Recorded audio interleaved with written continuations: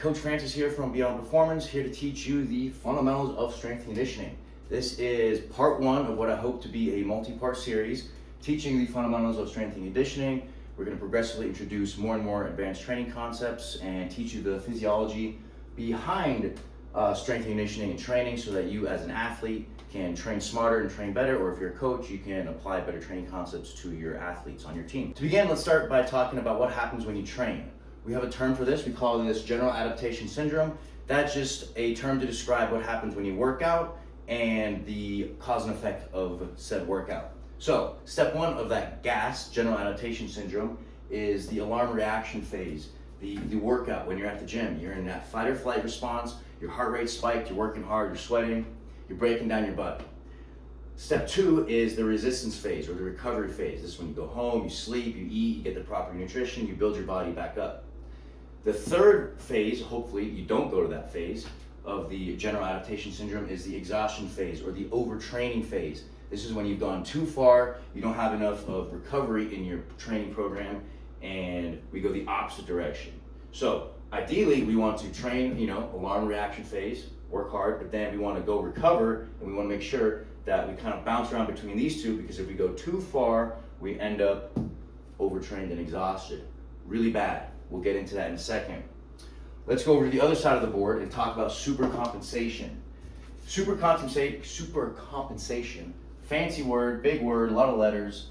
All it means is what happens, how do we go from our training response to making gains? Actually, that's a good way of putting it. Supercompensation is just how gains are made. So we have this little graph here. This black line here is your baseline. This is where you're currently at. This is your baseline performance. Let's use a bench press, for example. Say you can bench press 100 pounds. This line here represents your current 100 pound bench press. Then you go to the gym, you're bench pressing, you're working out, it's chest day. You're working hard and you go below your baseline. At the end of the workout, you're probably not hitting that max. Even if you could at the beginning of the workout, you're training hard. By the end, you are exhausted. No way you're at that peak, your current peak. Then you go home. So again, this red phase is that alarm reaction phase of the workout. Train hard. Then you go home and you recover. Step two. Take some time to recover, longer than the workout time. You recover, and then ideally, if you do it properly, you recover past your baseline, and now you're above that 100 pound bench press. And now maybe you're at like 105. And then here, this is called supercompensation, going past that baseline. Now we're above that 100 pound bench press. Super basic, broken down. You don't just work out once and make gains. I mean, you could, I guess, if you're a beginner. Whole other concept, we'll get there. Now I'm just going on tangents. Anyways, training. To summarize, you train, you break down your body, you're below your peak, then you have to recover. And if you recover well enough, you go past your peak. And then we train again. You go below your baseline. And then you recover again. But then ideally, this time, you're even further past that baseline. And then ideally, you just continue this undulation to, do this long enough. Maybe you're at 150. What happens if you overtrain, though? Not good, remember? Baseline here, we're at that 100 pound bench press. Now we train, but we don't allow enough recovery time. So then when we hit our next training session, we have not fully recovered. Boom, we dip even lower. Don't allow for enough recovery time. Boom, dip even lower. And then we never actually get back to baseline, and we're never actually making gains. We're just beating our body down. You progress through this long enough, and it's really bad. The symptoms of overtraining can end careers. Overtraining isn't good, and you want to avoid that. A lot of bad symptoms come with overtraining, like constant exhaustion, depression, and it takes a long time to get yourself out of that hole, so you need to avoid this. Recovery is important. What happens if we undertrain? Also not good, then we're not making gains. You do your initial workout, you dip below your baseline, but you didn't really work that hard, so that recovery response just kind of weak. Then maybe you go a little past, but then you just dip back down, come back up, dip back down. But this training stimulus has never been enough to really push you past that baseline to supercompensate. So then you're just gonna be dancing on this line forever, and you're never gonna push up to here. So Training is a combination of breaking down your body, having the appropriate recovery stimulus or response, and getting past that baseline so you can make some gains. And then of course you have to dip back down, but the idea is that if you dose this properly, you're going to undulate to these gains up here. Next, let's talk about how we can train, or what we can do to create these adaptations to go from our training response, recover, and then create supercompensation. Progressive overload is the answer there.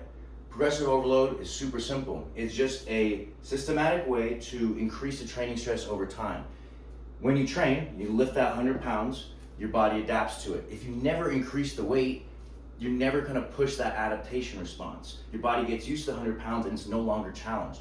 So you always have to continuously challenge your body. That doesn't mean every single day, maybe that's on a weekly basis, monthly basis, depends on what you're training for, your training age, blah, blah, blah. Not important right now. All you need to know is that progressive overload is how we progressively increase the training stimulus or the stressor of the training so that you can continuously adapt and get stronger and stronger or whatever it is that you're training for. There's a lot of ways you can progressively overload. Most obvious is add more weight. You can also increase the intensity. So that could be how close to failure you get. You could also increase the density. So that's the time between sets that you allow for rest. We do want to have a certain amount of rest for certain kind of goals, but not important right now. We're just talking about increasing stress.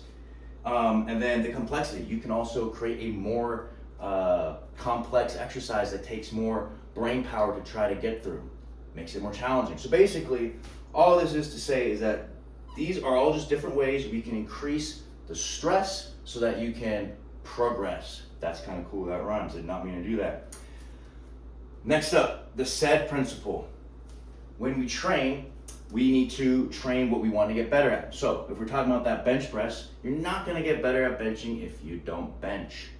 So SAID principle stands for specific adaptations to imposed demands. So like I said, if you want to get better at bench pressing, you have to bench. If you want to get better at sprinting or get faster, you have to sprint.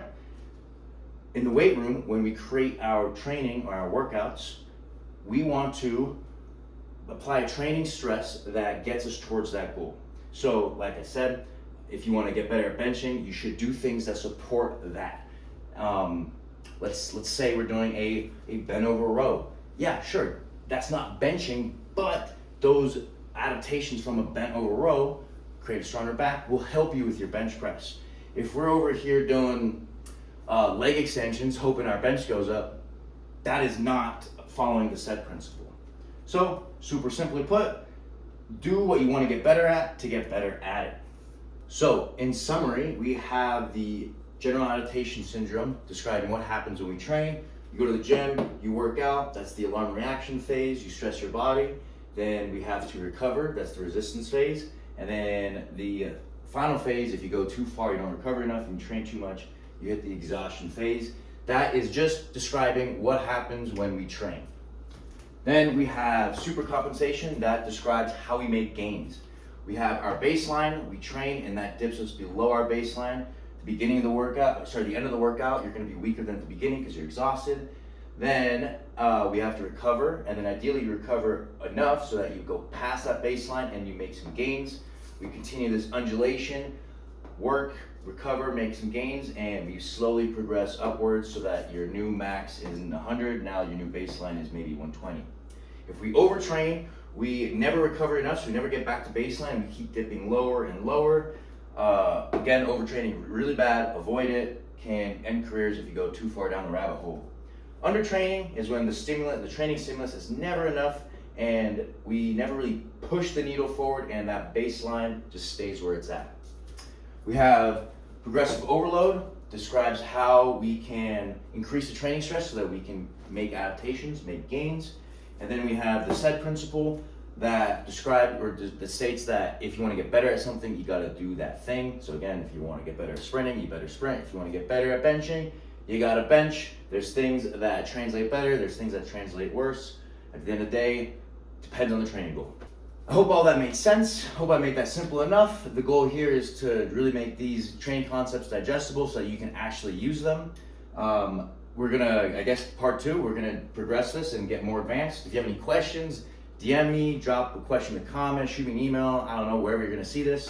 And yeah, hopefully I helped you out a little bit.